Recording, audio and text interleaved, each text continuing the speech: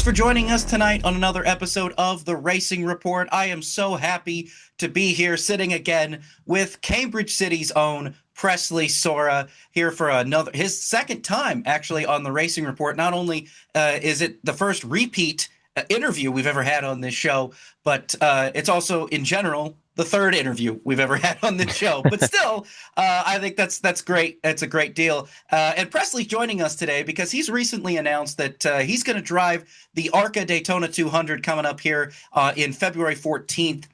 He'll be driving the number 9 Ford Fusion for Fast Track Racing with primary sponsorship from, you're going to have to help me out with this, Go Gut Microebiotic. I believe that's how you pronounce it, and I apologize if I'm butchering it there. And he'll also have sponsorship with agents with Health Markets Insurance on that number 9 car. And Presley, first of all, again, thank you so much for joining us today. And I guess the first question I have for you is really, how did this deal come together? How did this work? How did you work out this deal here with Andy Hillenburg to actually be able to go racing at Daytona?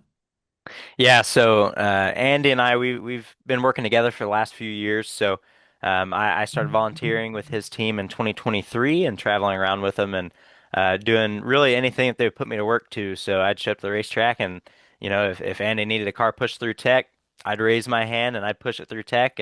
If he'd need someone to spot a race car, I'd show up and help spot a race car. So he was the first team I worked with and still working with him today. So.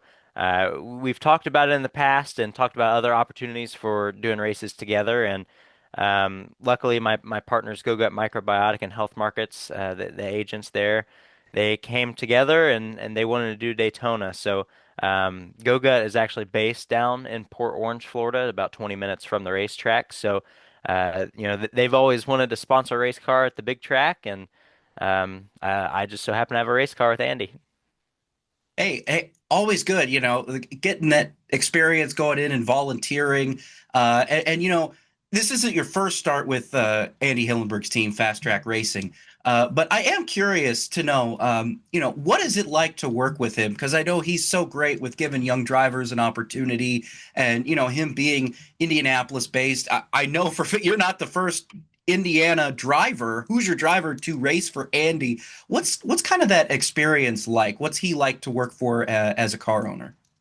Yeah, Andy's great. He is a wealth of knowledge with everything racing, especially in the ARCA series, and he has so much experience. So, everybody knows him. He knows everybody. I could probably name anybody, and he could pull their number up in his phone. And he's been a huge, huge help to me, just getting my feet wet in this series, let alone putting me in a race car to drive. So, yeah, he's great to work with, and like I said, his knowledge alone makes it so valuable to work with because, I'm still a young driver and you don't know what you don't know, but he's helped a lot on the preparation side and it's awesome too to work with another Hoosier. So Andy he started in the 2000 Indianapolis 500 and it's nice to have that connection from being from Indiana. So and then two as well, we both started out in Soapbox Derby. So he started out in it, and then I ran in it when I was 8 in the Indianapolis Soapbox Derby. So there's that little connection there too, where somehow, some way, we've managed to turn, a little Soapbox Derby adventure into racing in the ARCA series. So it's been pretty neat. Yeah, it sounds like it's a lot of fun. And you talked about some of that knowledge that he's passed down. What's one of the most, I guess I should say, impactful piece of knowledge that Andy Hillenburg has passed down to you just in your short career so far? Yeah, I mean, I remember in 2023, he told me just show up. And I think that has been probably the most valuable thing to me because, you know, I showed up a lot of weeks not knowing what the plan was for me or if there even was a plan for me and showed up and made connections within the series, made friends within the series. And I mean, literally 2.5 years ago, I didn't know anybody in ARCA, at least, personally. They didn't know me. And over the last couple years, some of my best buddies are racing in the ARCA series or they own a team in the ARCA series or work in it in some way, shape, or form. So, that wouldn't have been the case had I not shown up every week and worked as hard as I could. And, too, like I don't think I would have gotten even half of the on-track opportunities that I've had without showing up and putting my best foot forward. So yeah, that advice from him a few years ago has really set me on, in my opinion, a really positive path. Yeah, I mean, you talk about just showing up and things like that, and I noticed in your press release, you talked about how you'd been at the ARCA Daytona test basically for the last couple of seasons, but this was, one of your first times actually going down there and having an opportunity to actually say, okay, I'm going to be racing in this car or at this track for the big show. Uh, you know, but prior to that, you've done testing, but prior to that, the ARCA track that you ran at Kansas, that was a 1.5 mile oval, and that was, I believe, the largest track that you'd raced on uh, in the ARCA series at that time until next month, basically. What is the huge biggest difference between racing at Kansas and racing at? I know a lot of people are probably going to be like, well, one's flat out, the other one's maybe not. One's much larger banking, one's a little bit shorter banking. But if you could just describe exactly what that difference is like for people at home who probably have never raced an ARCA car, let alone a car at a track like Kansas or even Daytona. Yeah, so the big thing is, they're both fast and you're drafting some at both tracks. With Kansas, the air is more negative than it is positive. So, when you're following another car into the corner at Kansas, it unsettles your own race car. So, some cars experience tightness, some experience looseness. So, it just kind of depends on how your car handles, but it's usually not positive unless on the straightaway. So, you kind of move around, you try to break that, we call it dirty air, but it's kind of like turbulence in an airplane. Like you don't want to follow that. So you try to break out of that. If a car is running into the corner at Kansas on the bottom lane, you might try to slide about a half a lane or a lane up so you get a little bit of clean air on your nose. Whereas Daytona, all air is great. Any draft you can get behind another car, that you'll take it because it just improves lap time and it doesn't change the handling too much. So at least not as extreme as like a place like Kansas, like the mile and a half racetrack. So I would say that the air is the biggest thing, just the positives and the negatives of it. But yeah, they're both awesome in their own regard. Kansas is very challenging. I feel like driving the car off into the corner at Kansas, you're thinking to yourself, that shouldn't stick, but somehow it does. And Daytona is kind of similar, where you're staring the whole way down that long straightaway into the banking being that steep, and you're like, my gosh, this doesn't seem possible. And then you get off in the corner and it holds it and does it just fine. So it's fun, but it's definitely, if you've never done it before, it's it's pretty breathtaking, that's for sure. Oh, I believe it. I sitting here, I've been watching racing my entire life, and I've done it in simulators and things like that, and it can't even continue. I'm sure it can't even compare to the real thing of just driving it in to a corner like that at Kansas or even Daytona when the track you go from okay, we're flat on the ground to I'm sideways now, right? Yes. But something cool that you posted about, and I wanted to ask you about it because I thought it was really neat. And I mentioned simulators and stuff because, you have been a big proponent of the sim to reality style of racing, coming from iRacing and simulations and applying that into the real world.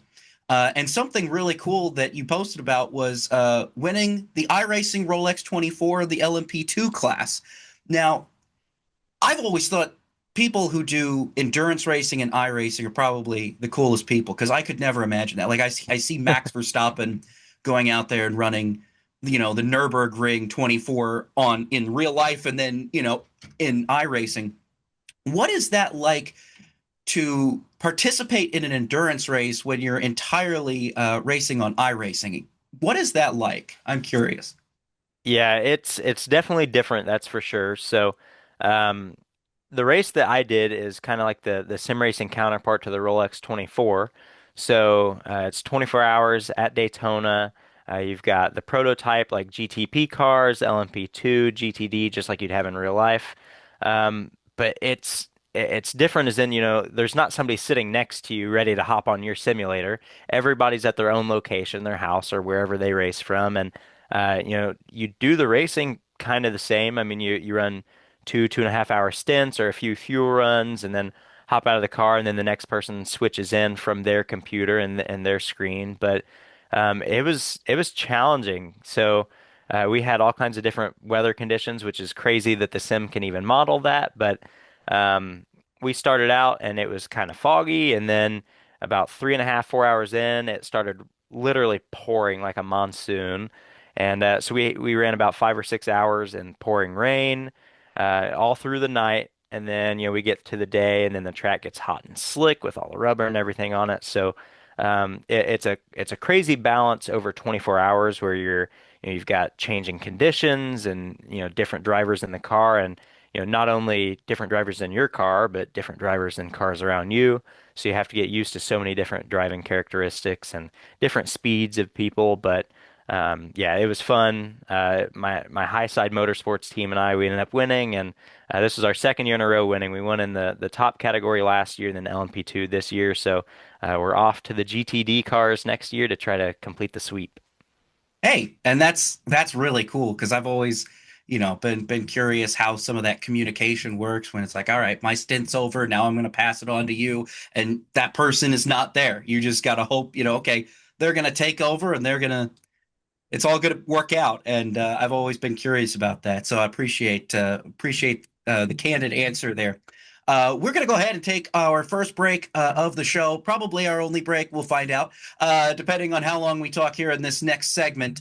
But coming up later on, we're going to talk about your video game debut, not just in iRacing, but in NASCAR 25. And you've also written a children's book that we're going to talk about here coming up here after the break. So don't go anywhere. More with Presley Sorah coming up right after this on the Racing Report.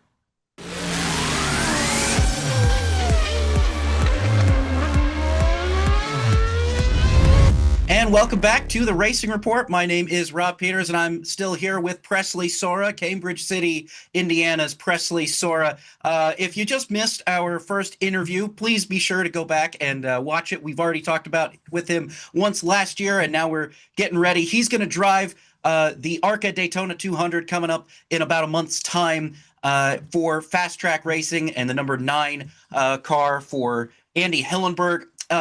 Presley, like I said before we took our first break there, you made your official video game debut, non-iRacing video game debut in NASCAR 25, being featured on the ARCA Menard Series roster.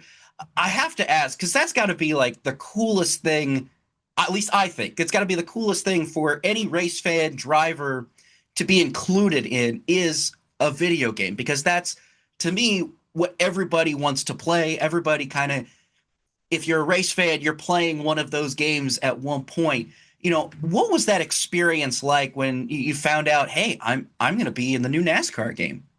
Yeah, it is absolutely insane. I grew up, obviously, like pretty much every other kid, playing a ton of video games, more than I even should have. But yeah, I started out on the Wii actually when I was real little, playing NASCAR 2011. That was my go-to game, and which, not to age anybody there, but Hey, I had the same game for the Wii. I had Inside Line for the Wii. yes. Inside Line was much better on the Wii. I'll say that though. Yes, it was. Yes.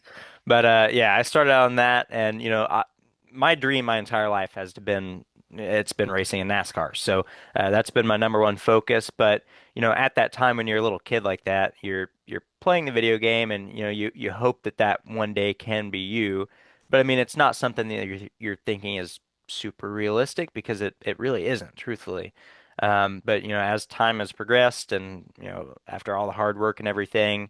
It worked out last year to where the iRacing developers added the ARCA series to the NASCAR 25 game title. So it's insane. I mean, I've got people tagging me on social media with video clips of them wrecking me wrecking them.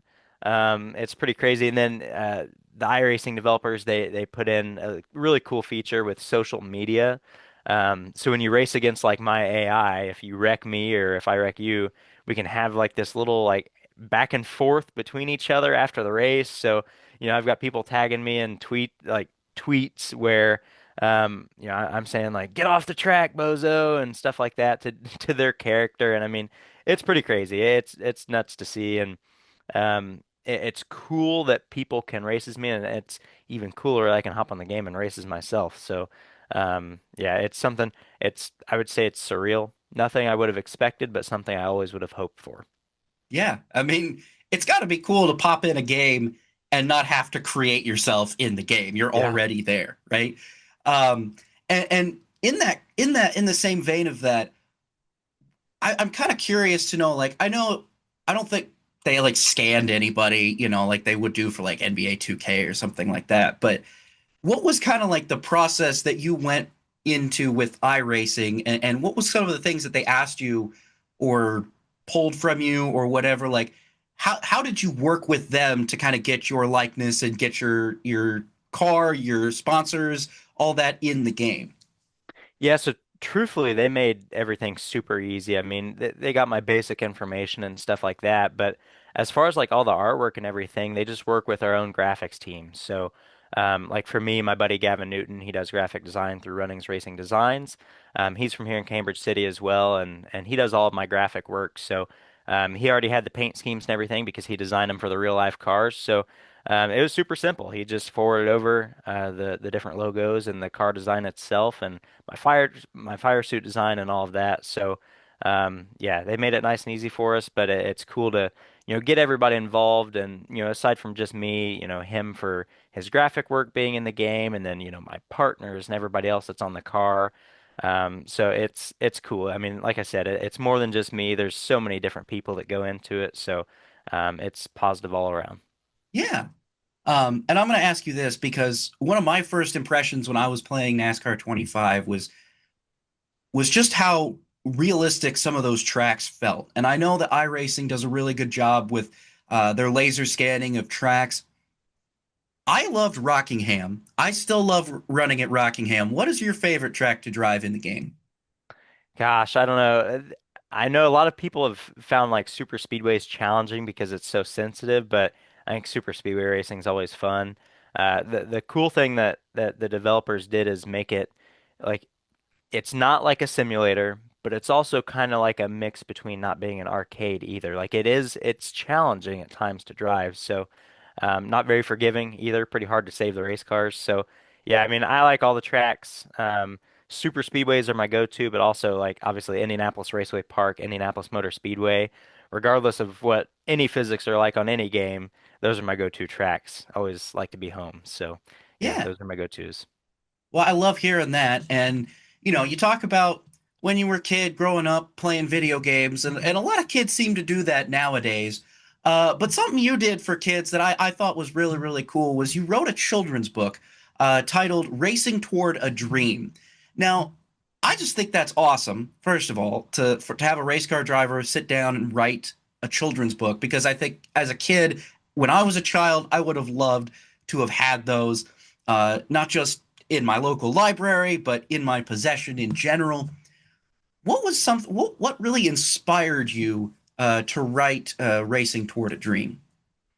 Yeah, so like my day-to-day job throughout the week is I'm a paraprofessional at Western Wayne Elementary here in Cambridge City, the same elementary I went through. So, um, after working, this is my third year working over there, and then I work at the Gole Community Center and their Super Summer Fun program as well. So, with their youth group. So after 3 years of doing that, I've met some awesome, awesome kids and some that are super interested in the racing, some that have never watched a race, never heard of NASCAR, but they're really interested in learning about it. So that kind of motivated me to, let's do something to kind of give back to the community. So it's been really, really neat. I worked with Kids at Heart Publishing here in Cambridge City to help get the book finished and done and everything. And we did a little bit different than your average children's book. Rather than having actual, cartoon illustrations or anything like that, we actually, with the Goal A program here in Cambridge, we had 28 individual drawings actually for the book. So the kids in the community actually designed it themselves. So each child in the program got a picture in the book, and I figured that would be something really cool to give back to them, and something that as a kid, I would have thought was the coolest thing ever to see my drawing and my name in a children's book. Like I'd have been over the moon. So I figured that would be a really cool and giving way to give back to the local Wayne County community. Yeah. And you talk about giving back too. You also donated a bunch of those books as well to the kindergarten through 12th grade, or 12th grade, second grade, sorry. Second graders there at Western Wayne County University Elementary. I'm all tongue-tied today, Presley. I'm sorry. But you know, what was that kind of experience like? How cool was that to be able to say, okay, now when all these kids that you've worked with, are going to go into their classrooms, they're going to be able to read your book whenever they want. And what are you hoping that they get from it? Yeah, it's really neat, especially, after donating the copies, the couple days after that, I would have kids come up to me in the hallway and they'd say, hey, Mr. Presley, thank you so much for donating a book to our classroom. And I thought that was really neat. But I mean, my message is, just follow your dreams. I mean, I literally, the classrooms that these kids are reading this book in, those are the same classrooms I went through as a little kid pursuing racing. I mean, at that time, my dream has always been I want to race professionally in NASCAR. And, I want them to read that book and think, my gosh, this guy, he not only was he a student in the exact spot that we're in now, he's also a paraprofessional here and works with us every day. And here he is doing this. So I want that to give them some hope as far as, if they want to go be a football player, go be a football player. If they want to be a baseball player, go be a baseball player, doctor, surgeon, whatever. Whatever you want to do, put your mind to it and work hard and you'll get there. Yeah, I love that, Presley. And we're going to go ahead here real quick and take our final break of the show. But when we come back, we're going to get into some of the nitty gritty here of what you're looking forward to and what we should expect when you go racing coming up February 14th in the ARCA Daytona 200, driving the number 9 Go Gut Microbiotic Ford Fusion for fast track racing. So more with Presley Sorah coming up after this. Don't go anywhere.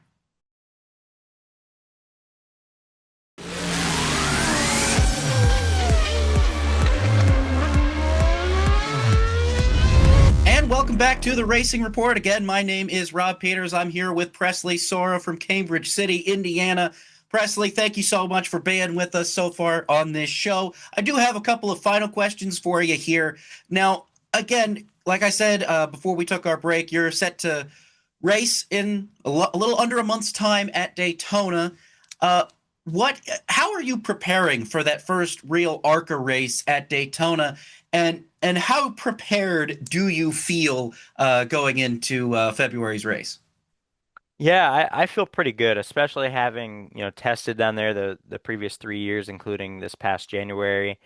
I feel good about it. I mean, we'll have to see once we get there race week and with all of the different cars there and get out in some draft packs and everything and see what the car feels like. But I mean, I feel like I'm gonna keep working to be more prepared, but I feel pretty good. I mean, even after the test, I was saying like, my gosh, I wish we could move this thing forward and run it next weekend because I was ready to rock and roll. So, yeah, I feel good. I watched tons of video and then, I've been to that race in the pits down, with everything as it's going on for the last few years. So, I understand the format and all of that, and I feel pretty good about it. So. I'm just gonna keep, working hard on my end to, do the last minute, marketing stuff and make sure that all my partners are getting the recognition that they deserve. And, that's pretty much it. With Daytona, there's so much that goes into it on track, and there's so much that's out of your hands with the pack racing, how it is. So, we'll get there, be as best prepared as we can be, and kind of see what happens from there. Yeah, I mean, you talked about the unpredictability of the pack racing. What do you think is going to be the most challenging thing to be that you're going to encounter and experience while racing at Daytona? Yeah, I think just putting ourselves in the right position. Qualifying is really important. For one, not everybody even makes the race. So, 40 cars start the race, and we'll probably have 45 to 55 entries somewhere in there. We've had way more than 40 the last few years. So, qualifying is important enough just to qualify into the show. Us Hoosiers understand that with the Indy 500 and Bump Day and all of that. So, we do something similar down there. But So qualifying will be important, and then depending on where you start, that changes a lot of your race. So if you qualify up towards the front, you're going to be in the hornet's nest. I mean, it's going to be really busy up there, 3 and 4 wide even, and really, really aggressive racing.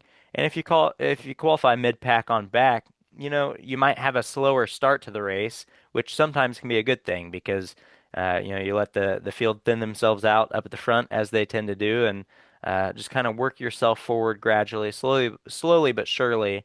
And I think if we can get from point A to point B, by the time we're there at point B, we're going to be up in the mix. So it's just getting there that's the tough part, but we'll try to put ourselves in the right position, go at the lines that move forward, and be there at the end. All right. Well, and again, I really appreciate your time today, and I'm wishing you the best of luck next month. Ladies and gentlemen, thank you to Presley Sorah for joining us today on the Racing Report. He's look for him on February 14th in the ARCA Daytona 200. He'll be driving the number 9 Go Gut Microbiotic Ford Fusion for fast track racing. And Presley, again, like I said, good luck to you. Thank you again for joining us on the show, and we hope to see you back, have you back maybe sometime in the future. And good talking to you as always. Yeah, thank you for having me on here.